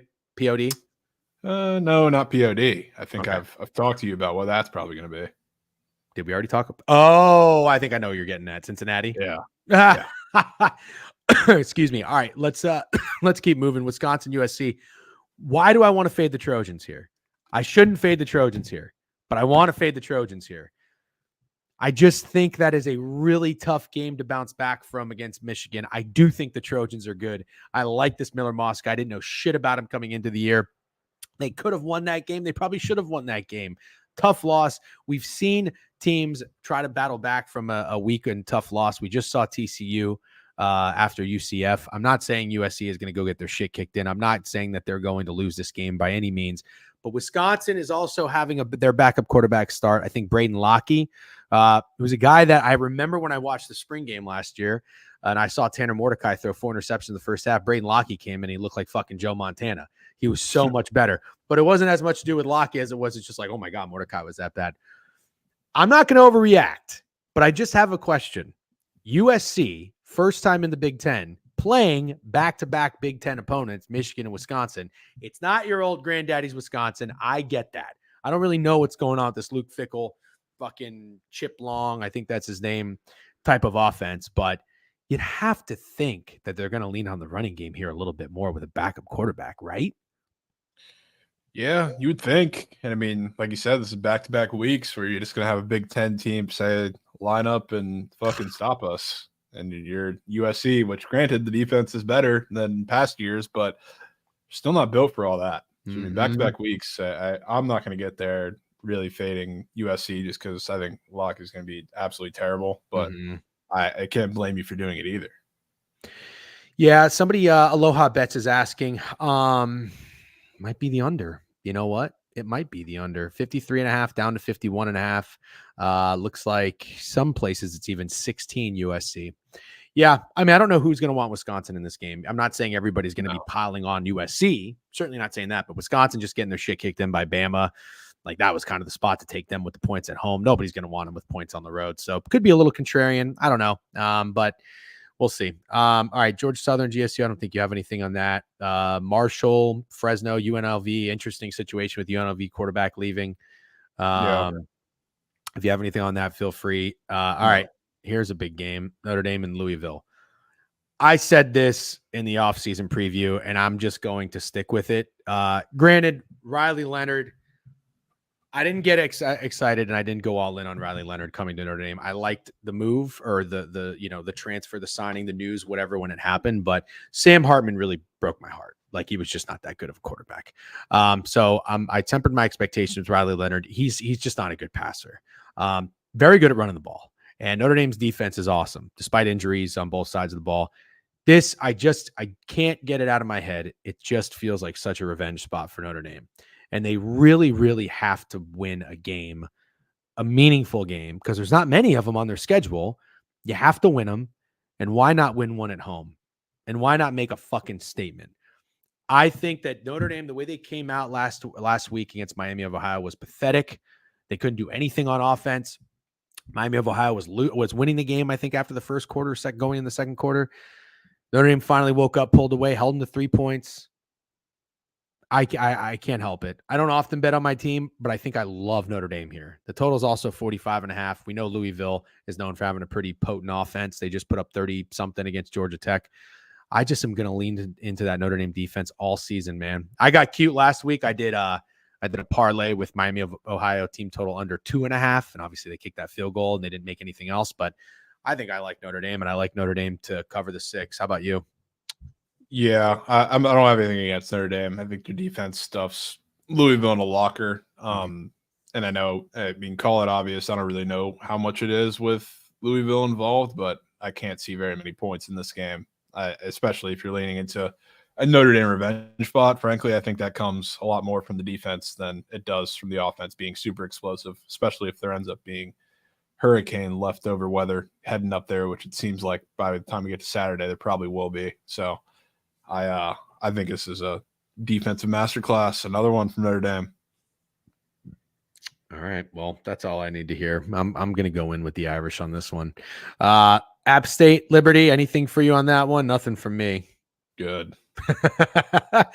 Duke, UNC, I think I'm also good on that one. Any thoughts on it? Yeah, UNC's bad. Probably spot to take them, but they're bad. Yeah. Mississippi State, Texas. My God, Mississippi State is so bad. RIP Mike Leach, man. Yeah, I got nothing in that one. 62.5. Texas is legit. Arch Manning, La Tech, FIU. Nothing for me on it. Wagner POD. Yeah, fade the Costco guys, whatever. Yeah. I'm so upset. You know, I would have mistakenly made a unit because I thought that news came last week and they were endorsing FAU for like their game that week, which they played in Connecticut. Yeah. And Connecticut won. I think they beat them convincingly. I missed the boat on that one, but yeah, I think Tom Herman is the guy is drunk and maybe on some sort of painkillers. He talks like a fucking weirdo. The guy's lost his marbles. I don't think Fancher's very good, so I would not be doing anything with FAU. Clemson and Stanford. You're a Clemson investor this year, aren't you? I am. Yeah. Trust me, I would not be as enthused to ask you that question after week 1, but here we are now, week 4. No, what fucking week is it? So is it week 5? I think it's week 5 technically. Week 5, yeah. So, but they've only played 3 games, I guess. They did have their bye early before NC State. Like what we've seen, have to like what you've seen from Clemson's offense. Is Stanford back-to-back road games in the ACC on the East Coast? That sucks. There's no way they flew back to Stanford unless like you have to go to class or something. I feel like they said that on the broadcast of the Syracuse game that they're staying there.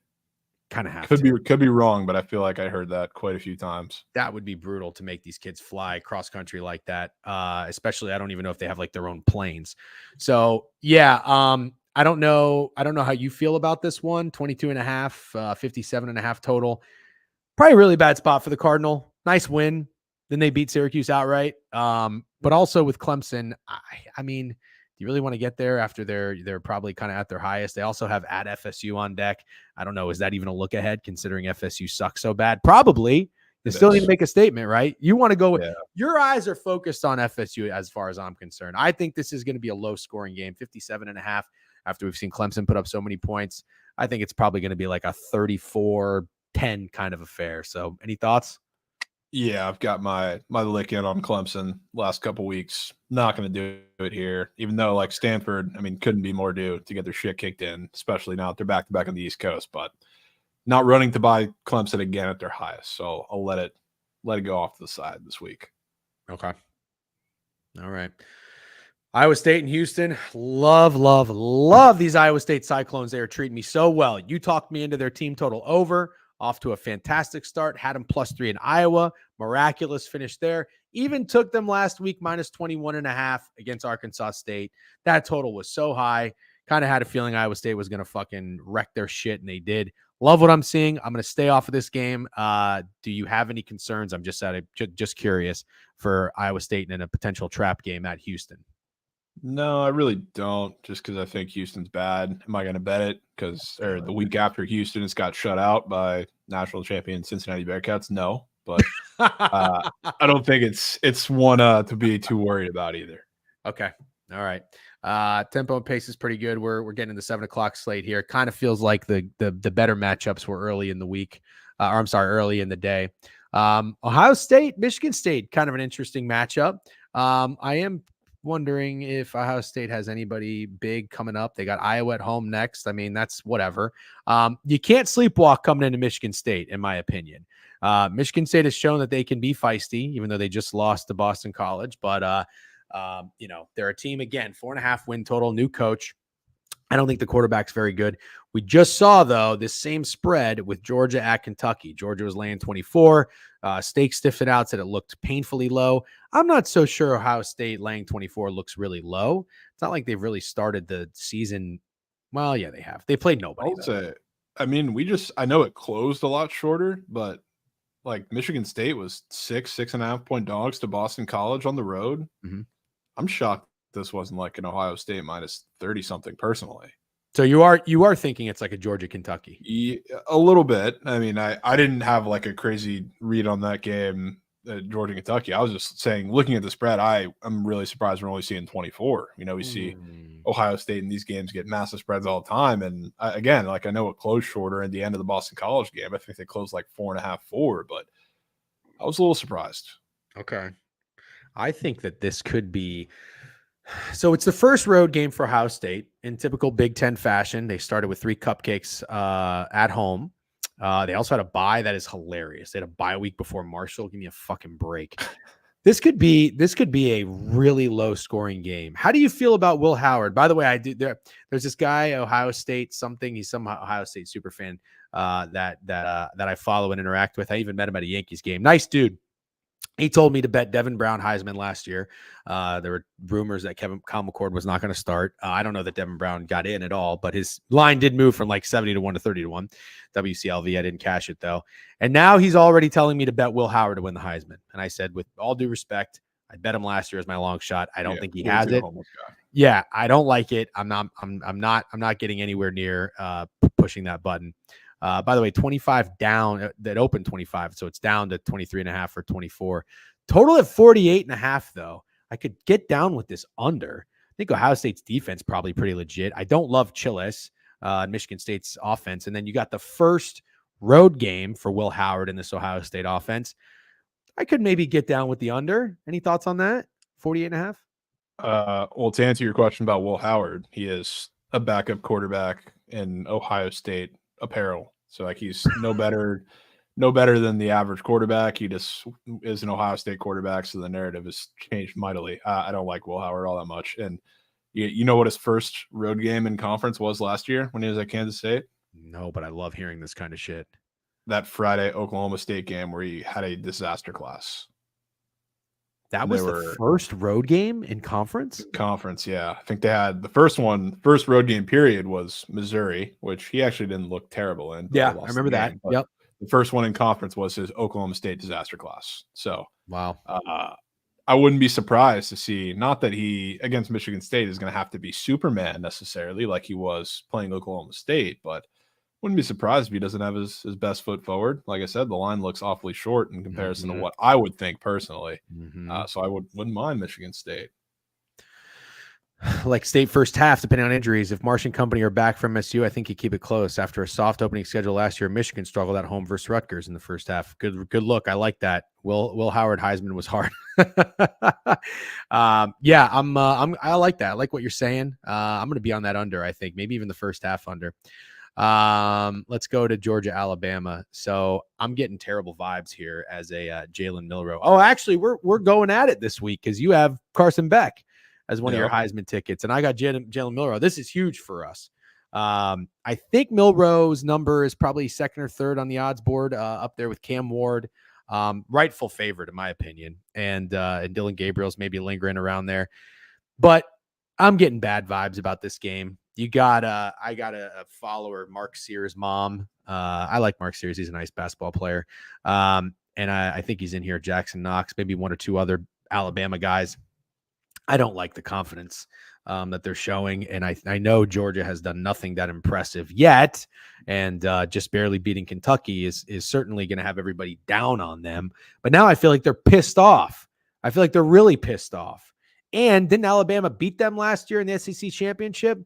So, yeah, this is just, I am so nervous as a Jalen Milroe Heisman ticket holder that Georgia's going to come out there and put the fucking clamps on or something. Maybe it's a shootout, but I don't really think it's going to be a shootout. I think it's going to be an ugly, low-scoring game. Total's 48.5, and that has me concerned because I really need Jalen Milroe to put on a good show, and I just don't know that I see one coming.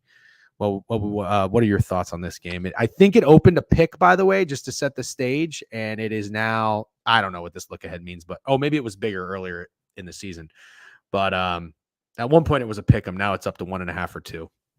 Yeah, and I mean it's not very often. I don't know the exact date, but how many times you can get Alabama as a dog at home, really ever? And I'm fully aware that it's new regime, and obviously like it makes sense a little bit. I was just a little surprised, I guess, to see it open where it did. I was expecting to see it closer to a pick 'em, but I mean that gives me all the vibes of Michigan, which we know, like obviously there's no reason they should be favorites against Texas, but that was the first time in a million years, and what they get clapped. Don't think there'll be the same margin of victory, but I do like the dogs. As much as you can say about the offense, and they haven't been very impressive. The defense, I would say, has been equally as impressive as any of the Georgia defenses we've seen in the past. Fuck. I think you're right. Yeah, I think you're right. This sucks. It sucks. I just hope I'm wrong. You go into a game sometimes, you think you have a good read, you think you know the script, and sometimes it plays out. I just hope I'm wrong. But man, I think it's the dogs. And I hate it. I think it's going to be 24-14 dogs. That's what I think it's going to be. It's been 2.5 since Jan. Okay, I don't know why I heard someone say it was a pick 'em at one point, but thank you, Corn. Kirby off a bye versus the newcomer coach in the SEC. Go Dogs. Yep, I think I saw look ahead Georgia 4.5. No, that it was. I just pulled it up on Action Network. Bama +2 looks easy. I don't know about easy. I mean, it's not like a key number or anything. I would say it looks somewhat enticing just because it's Bama at a dog at home. I wouldn't say easy, though. Yeah, like Michigan 7.5, with Texas. Maybe that looked easy, and I walked in. That looked easy. 2 traps I've walked into, and this is what I'm getting the vibes of. Florida getting the points in the swamp against Miami. Well, fuck, you can say twice against Texas A&M too. And then you got fucking Michigan getting points at home against Texas. Now, granted, they won. They beat USC. That's fine, but it's still the first time. The first time. Now you're Bama getting points at home. When do you see that? As Jovan mentioned, 2007. I hate it. I think it's the dogs. Fuck. All right. Good stuff. Someone tell Corn High for me. I'm mad at him. Okay. Yeah. Trap. Milroe to throw 2 picks. Because Brett McNurphy thinks he knows about betting. Okay. All right. Illinois and Penn State. Big number. Big number. Big number. Is it Penn State? just based off this line, or is this just kind of the right line based off? Could be. I mean, as good as Altmaier and Illinois have been, like maybe they're just that team. Like I still don't really believe all that much. And I even like last week, like I thought that was a little more Nebraska overrated than Illinois good situation. But I don't fade Penn State at big spreads either, unless they're playing a group of 5 team. Big spreads in the Big Ten. They know the line, they've covered, and that's what they do. I'll leave it. Yeah. Just real quick, by the way, little nugget: UGA defense has yet to allow a touchdown all year. Georgia won by 15 last matchup. I don't think that's true. I think Alabama beat them in the championship. Yeah, that's the only reason Georgia was not competing for the national championship. When I have read the lines around this number, it has not gone well. Virginia Tech at home, big favorite against Marshall was a play for us that lost. Alabama at home, 30-31. Big favorite USF lost. So I always am a little apprehensive on jumping into these big favorites, but I need like a correlation, like Iowa State, for example, with Arkansas State. I mean, but here's what I look at with Penn State. Penn State went on the road in I would say a little bit of a prove it spot. Nobody really believed in them. I'm not saying people thought they would lose, but there was definitely money coming in on West Virginia. I almost got there with West Virginia too. And they took care of business. Now, granted, it got weird. It was a weather delay, whatever. Bowling Green was a weird game. 34-27 is unacceptable. But what I like is this. I like the following week. Well, they had a bye week. The following game, they came out, they responded in the right way. I know Kent State is fucking terrible, but you still did what you needed to do. Your offense put up 56 and your defense got the shutout. Those are the things you need to do.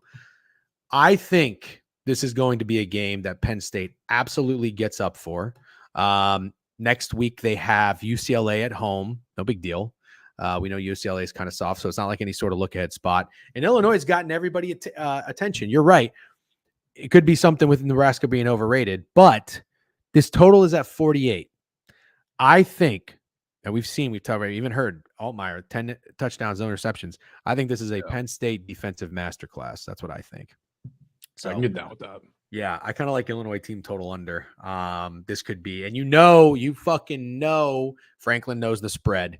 But this just feels like maybe like a 38-7 game or something like that. Don't know how I'm going to play it, but we'll wait and see later in the week. All right, USA LSU, nothing for me there, although does that line look a little short? Oh, no, USA's been really good, haven't they?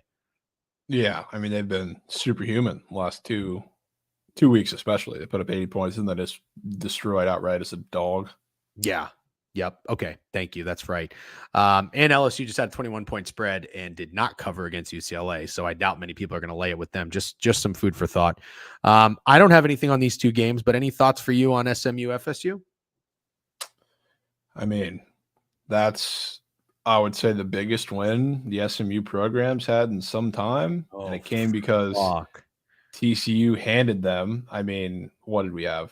4 turnovers, and they had 2 defensive touchdowns and a special teams touchdown. Now they get to face the same exact reason that I faded Cal last week. Granted, it was at home for FSU. They have a quarterback that cannot push the ball down the field. They have a running game that they can't rely on, and they have an offensive line that's probably going to get bullied around by FSU's defensive line. It's kind of hard not to lean into FSU a little bit, as bad as they may seem. God. I hate it, but oh God, I hate it so much, but I think you're right.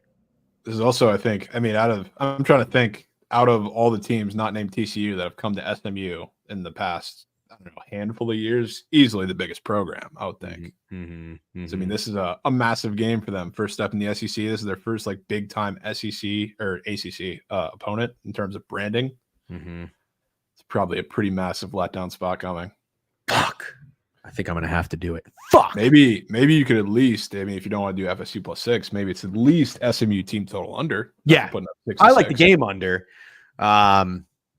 47.5 after SMU just put up all those points. Sure. Yeah. The one thing I have to ask you is this though. I didn't watch any of the Cal FSU game. And if you did, you're a sick fuck, but I like sick fucks. So, I did hear, or maybe I caught, Cal was driving at the end. And I think they did have opportunities to win, but you know Cal pretty well.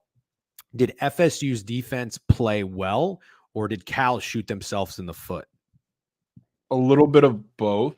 Like FSU played them smart. Basically, like Cal didn't have like too many issues going down the field. Like FSU basically said, like beat us in the red zone, and Cal couldn't do it, or beat us like when you get into field goal range. Cal couldn't do it because Cal's whole offense, like when they play a team like that, is go get a one-on-one ball. If we're talking about obvious passing situations, and they got into second and long, third and long a lot of times when they got down into the red zone and in field goal range, and it didn't work. And that's a pretty similar offense that SMU is running, except quarterback situation, I'd say, is a little worse than Cal's. So I feel like it's going to end pretty similarly. Okay. Well said. Thank you. I always feel like that's pretty important to know. Okay. By the way, if anybody cares, it does look like if you just want to glance at the VSiN split, 75% of bets, 84% of money on that over. Overs are typically pretty trendy, pretty popular. But I like to look at this because it's like, oh, maybe it's not an obvious under. I think the under would be the play here for me when it's all said and done. All right, Jovan, we're coming pretty close to the end here. I really appreciate your time. I would love to get your thoughts on your POD, and I will just set it up for you real quick. Cincinnati on the road in Texas Tech. We had Texas Tech last week. I feel like maybe you guys had Texas Tech as well. Thought it was a pretty bad spot for Arizona State, back-to-back road games, and they've been coming through so much. Texas Tech, I got a little nervous about, though, because they were 9.5-point favorites against North Texas and beat the shit out of them, 66-21. But we laid it with Texas Tech, -3.5. I forget what we got it at. And I did watch a lot of that game, and I got to tell you, Texas Tech looked great to start the game. Their offense was clicking. I think they scored in their first 2 possessions, kind of fell asleep. And I was really nervous that Arizona State was going to come back into the game, but they came out in halftime, out in the second half, and woke up. So I don't really know who Texas Tech's coach is, but he did a really good job. Ultimately, Texas Tech, I think, appeased a lot of people, or if you're on Arizona State, you got burned with them. Meanwhile, Cincinnati, if anybody had them against Pitt, you have a bad taste in your mouth because they fucking blew that game as a 2-point favorite. Then they go on the road. I think last game they beat Miami of Ohio. Weren't they like 3.5-point favorites? Oh no, I'm sorry. That was 2 weeks ago. Then they come home and they shut out Houston, beat Houston 34-0. They were only a 3.5-point favorite in that game. Wow. So now they're on the road. Cincinnati is getting the same amount of points as Arizona State. They are on the season. They're 3-1, but they're 2-2 ATS.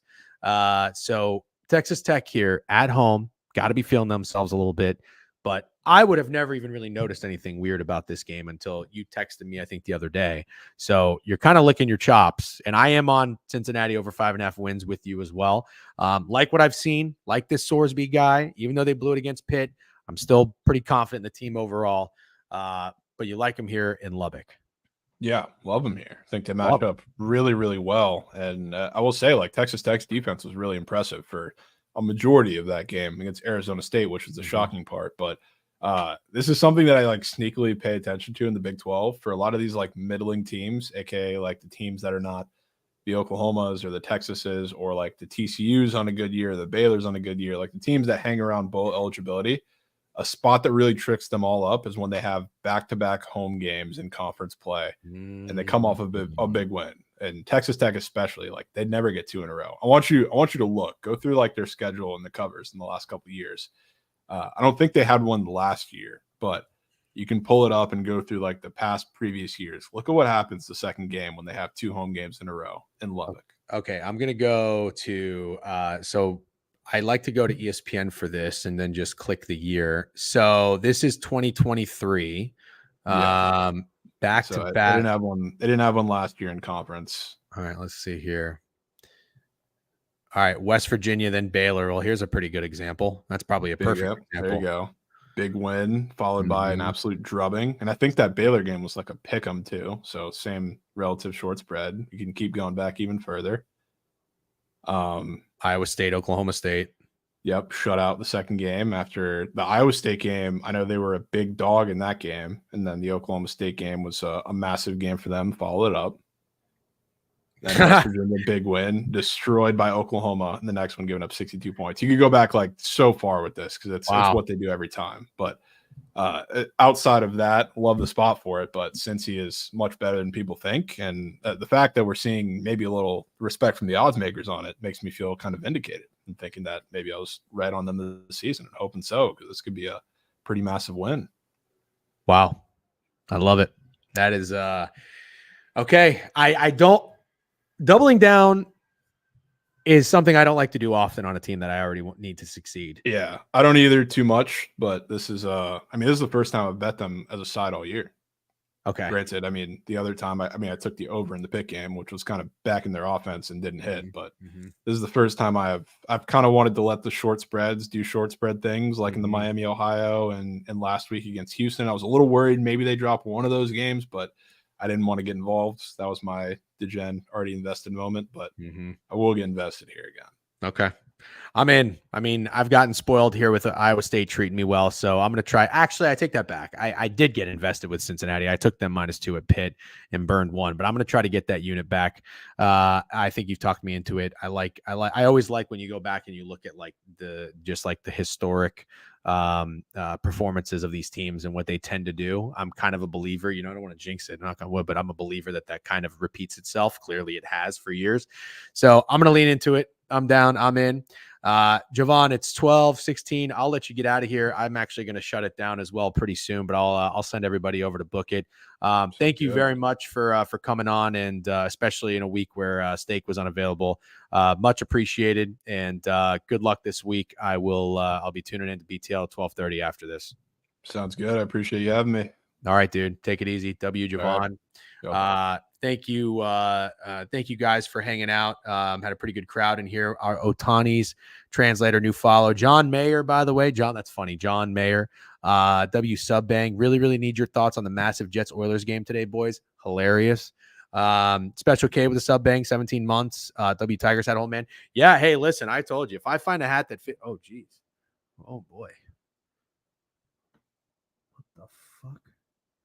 I mean, listen, I know this probably isn't a good look for me right now, but the hat does fit. The hat does fit. Maybe it's tight. Maybe it's a little tight. I can't loosen it up. It's a flex fit. I can't loosen the hat up. The hat is loose. The hat is loose. Oh boy. Oh geez. I gotta leave it off. I have to go out in public here in like 10 minutes. All right, guys. Thank you very much, bro. Put it back on. Fuck off. Thank you for hanging out. That was great. W Jovan, by the way, I really appreciate when he comes on. Love hearing his insight. Hold on one second. Somebody was the first stop, Chescar. Oh, okay, never mind. Thank you to the Indiana Hoosier fan, by the way. Go follow that guy. I'll retweet something. I'm gonna go listen to his podcast. I really like this Kurt Signetti dude. Yo, put it over a basketball for a day, stretch it out. That's a fucking genius idea. Did I miss Baylor BYU? Baylor BYU. Yeah, Achilles, we like the under, or I like the under. Jovan, I thought it had to be Baylor, but Jovan thinks it might be the fake sharp spot, and he might be right. Baylor just might be that team. So I'm going to stay away. And thank you again, just so you are all reminded, if you have not already, subscribe to the newsletter. It's been off to a pretty good start. NFL, we got our dick kicked in last week, unfortunately. College, though, last week, we had a 5-0 sweep. Very happy about that. You know what happens, though. Don't just come in after we have a good week and then tail us, because we'll probably be due for regression. But I like some spots. Subscribe on the website for free. Thank you again for all the support and everything. It's been great. Football season's been awesome. Happy to have it arrived, and want to take as much advantage of it as possible with the podcast. Oh, somebody asked me, by the way, I do want to ask you guys. Somebody actually commented, because I forgot to download the audio and make it a best bet. I like hearing the whole thing, including the recap personally. I also prefer tuning in live, but it's not. Okay. Well, what I was going to say is this. So I can download this audio, put it into a podcast. Where can you get that newsletter? I just did it. Did it not pop in? TheDegenerateWeekly.com. Yep, right there. TheDegenerateWeekly.com. Thank you, Corn. Corn, I'll chat with you later, by the way. I've got a thought for you. Also, mid-major, I'll chat with you later. I want to talk about your best bet, maybe potentially get you on Friday if you have the time. So I'll just download the audio, put it into a podcast form. But if you guys are in here, you probably don't care. You're probably not listening to it as a podcast. But thanks for invite. You don't like coming on. I told you have an open invite, you fucker. You're welcome. You don't like coming on. I've already told you. You like to play low key, low profile. I feel you. That's okay. I'm nothing wrong with that. Anyways, guys, thank you for hanging out. And thank you, Jovan. Thank you to the Hoosier Hysteric for coming on, talking Indiana. I hope Steak could hear that, because he's an Indiana Hoosier guy. We might go I'm going to see if Steak wants to fucking go to a Hoosier game. That sounds like a fucking good time. Never been to an Indiana Hoosier game. All right, Raid. Let's. I know Mike Gilvers is on it. He's not a DJing fan, but you know what? Fuck it. We'll take the high road. Let's send you guys over to book it. Hang out there. Obviously, BTL will be running up at 12:30. Thank you for hanging out. It's a good time as always. Have a great day. Oh, cooking stream. You guys want a cooking stream tonight? I need one yes. My wife comes back tomorrow. I'm going to lay low. I went out last night, had a burger and 2 martinis. It was lovely, but I'm going to hang out tonight. Maybe a cooking stream tonight. I'll make a, I don't know who I'm going to make. I'm going to make a, come to the poker game tonight though. All right. We'll talk about it. All right, guys. Have a great day. Peace out. We're going to cook Crunchwrap Supreme. Crunchwrap Supreme. Take it easy, guys. Have a great day. Peace.